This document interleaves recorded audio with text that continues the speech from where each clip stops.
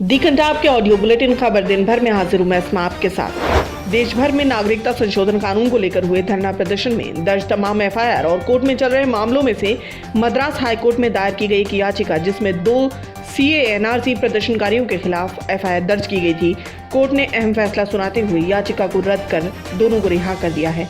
याचिकाकर्ताओं ने नागरिकता संशोधन कानून एवं राष्ट्रीय नागरिक रजिस्टर के खिलाफ शांतिपूर्वक विरोध प्रदर्शन आयोजित किया था। चक्रवाती तूफान निवार की वजह से पुडुचेरी से करीब 30 किलोमीटर दूर मरक्कनम शहर में भारी भूस्खलन से 3 लोगों की मौत की खबर है। गौरतलब है कि चक्रवाती तूफान निवार की क्षमता पहले के मुकाबले कम हो चुकी है और अब ये कमजोर होकर अति गंभीर श्रेणी से गंभीर श्रेणी में आ चुका है। बिहार विधानसभा चुनाव में भले ही महागठबंधन की जीत नहीं हो सकी, लेकिन गठबंधन का हिस्सा रही लेफ्ट पार्टियों का प्रदर्शन शानदार रहा। अब बिहार के बाद लेफ्ट की नजरें बंगाल पर हैं। सीपीआई-एमएल के दीपांकर भट्टाचार्य ने बंगाल चुनाव को लेकर बड़ा बयान दिया है। दीपांकर का कहना है, बंगाल में अब ममता बनर्जी नहीं बल्कि भारतीय जनता पार्टी बड़ी दुश्मन है। किसानों के दिल्ली कूच पर पंजाब के मुख्यमंत्री कैप्टन अमरिंदर सिंह ने हरियाणा के मुख्यमंत्री मनोहर लाल खट्टर को आड़े हाथों लिया है और पूछा कि क्या संविधान दिवस के दिन भी किसानों को शांतिपूर्ण तरीके से राष्ट्रीय राजमार्ग पर से गुजरने की इजाजत नहीं है। ये विडंबना है कि किसानों के साथ हरियाणा पुलिस बर्बर कार्रवाई कर रही है।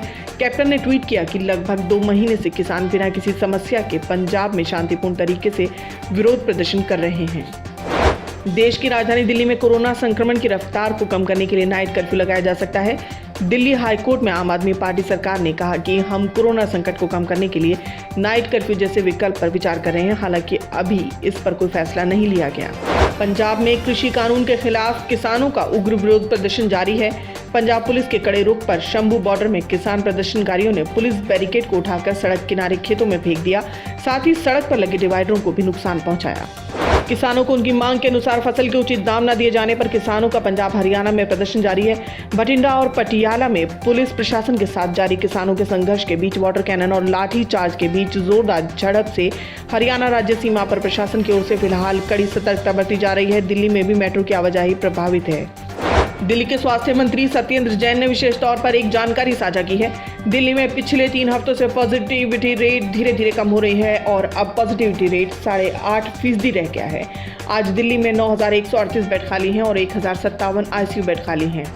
दिल्ली के सीएम अरविंद केजरीवाल ने केंद्र सरकार के तीनों खेती बिलों को किसानों के विरुद्ध बताया है। साथ ही उनका कहना है, बिल वापस लेने के बजाय किसानों को शांतिपूर्ण प्रदर्शन करने से रोका जा रहा है, उन पर वाटर कैनन चलाई जा रही है। किसानों के साथ इस तरह का बर्ताव सरासर गलत है। शांतिपूर्ण प्रदर्शन उनका संवैधानिक अधिकार है। कृषि कानूनों के खिलाफ विरोध प्रदर्शन कर रहे किसान फतेहगढ़ साहिब से दिल्ली की तरफ बढ़ चुके हैं। साथ ही प्रदर्शनकारी ने जानकारी साझा करते हुए कहा, हम दिल्ली को कूच कर रहे हैं, वहां रोका जाएगा तो सब सड़कों पर जाम लगा देंगे। हमारे पास 4 से 5 महीने का सामान है।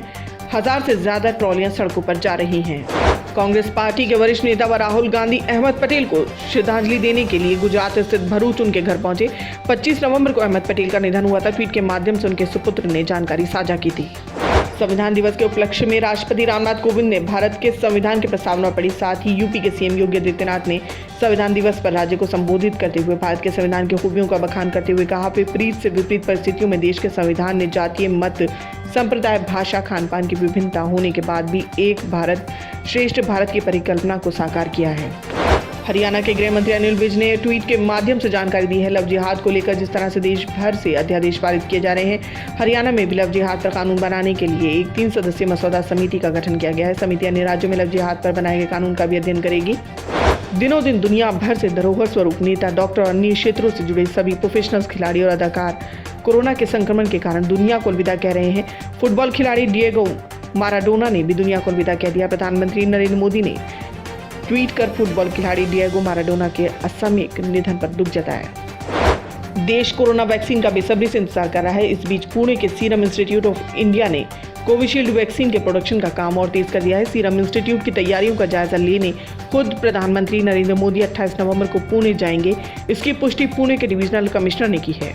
भारतीय जनता पार्टी सांसद निशिकांत दुबे ने संसदीय समिति आईटी के चेयरमैन शशि थरूर को समिति की मर्यादा का पालन न करने पर हटाने की मांग की है। बार बार संकेत देने के बावजूद भी शशि थरूर संसदीय समिति की भंगिमा का पालन नहीं कर रहे हैं, जिसका पालन करना समिति के चेयरमैन के साथ सदस्यों के लिए भी अनिवार्य है, जिसके चलते निशिकांत दुबे ने उन्हें समिति से हटाने की मांग की है। न्यूजीलैंड दौरे पर गई पाकिस्तानी क्रिकेट टीम को तगड़ा झटका लगा है। टीम के 6 खिलाड़ी कोविड-19 पाए गए हैं। न्यूजीलैंड क्रिकेट प्रशासन ने गुरुवार को ये जानकारी दी। पाकिस्तान की टीम को न्यूजीलैंड में 3 T20 2 टेस्ट मैच खेलने हैं। पहला T20 18 दिसंबर से शुरू होना है। पश्चिम बंगाल में अगले साल की शुरुआत में होने वाले विधानसभा चुनाव को लेकर सियासी हलचलें तेज हो गई हैं। बीजेपी बंगाल की सत्ता में आने के लिए बेताब है तो टीएमसी अपनी सत्ता बचाए रखने की कवायद में जुटी है। ममता बनर्जी सियासी रणभूमि में उतरकर अपने राजनीतिक समीकरण दुरुस्त कर रही हैं। उनका फोकस उन इलाकों और जातीय समीकरणों पर है जिस पर बीजेपी नजर टिकाए हुए है। यूएई ने पाकिस्तान को एक बड़ा झटका दिया है। यूएई ने पाकिस्तान समेत 13 मुस्लिम देशों के लिए वर्क या एम्प्लॉयमेंट वीजा रद्द कर दिया है। इससे पहले कहा जा रहा था कि केवल पर्यटक या विजिट वीजा ही रद्द किए जाएंगे। पाकिस्तान की सरकार ने शुरुआत में यूएई के इस कदम को कोविड-19 पर रोकथाम के तौर पर पेश करने की कोशिश की थी, लेकिन अब कई रिपोर्ट्स में सुरक्षा कारणों का हवाला दिया जा रहा है। पीएम मोदी ने गुरुवार को संविधान दिवस के मौके पर केवड़िया में जारी एक कार्यक्रम को संबोधित किया। साथ ही मुंबई हमले में शहीद हुए लोगों को श्रद्धांजलि दी और कहा कि हम वो जख्म कभी नहीं भूल सकते हैं। पीएम मोदी ने कहा कि 2008 में पाकिस्तान से आए आतंकियों ने मुंबई पर धावा बोला था। इस हमले में कई लोगों की जान चली गई थी। पीएम मोदी ने कहा कि आज भारत का नई रीति नीति के साथ आतंकवाद का सामना कर रहा है। एक और देश भर में कोरोना के संक्रमण के कारण मार्च माह से सभी गतिविधियां प्रभावित हैं। वहीं नैनीताल हाईकोर्ट ने उत्तराखंड से 2 दिसंबर तक हरिद्वार में साल 2021 में आयोजित होने वाले महाकुंभ की तैयारियों का ब्यौरा मांगा है। कोविड की महामारी के चलते आगामी कुंभ के लिए उत्तराखंड सरकार की ओर से अहम फैसले लिए जाने हैं। मुख्यमंत्री शिवराज सिंह चौहान ने भोपाल से सौर ऊर्जा के प्रति लोगों में जन जागरूकता लाने के लिए देश भर की यात्रा पर सौर गांधी के नाम से मशहूर प्रोफेसर चेतन सोलंकी को 11 वर्षों के लिए सौर जन जागरूकता अभियान के तहत रवाना किया है। बस यात्रा के माध्यम से 11 वर्ष तक जन जन को सौर ऊर्जा के प्रति प्रोफेसर सोलंकी जागरूक करेंगे। दी कंटाप में मेरे साथ फिलहाल इतना ही। देश और दुनिया की बाकी खबरों के लिए देखना न भूलें दी कंटाप। धन्यवाद।